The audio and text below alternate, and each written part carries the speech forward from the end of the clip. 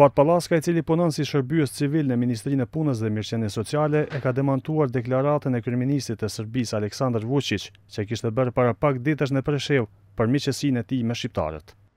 Vučić kishte deklaruar se kishte disa miq shqiptar, ndërta kishte përmendur edhe Fuad Pallaskën, për të cilin tha se e lidh edhe sporti i shahut.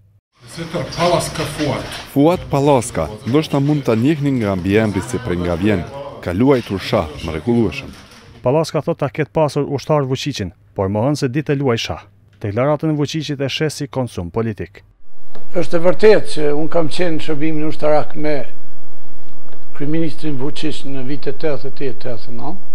Kemi shërbyer bashku, ai ka qenë ushtari imi, domethënë unë kam qenë flamurtari i tij dhe deklarata e tij ku potencohet emri im me të vërtetë është befasuese për mua sepse ajo më shumë si mas me ka qenë një deklaratë politike e cila për mua nuk ka kur farë vlerë sepse as nuk di luaj shah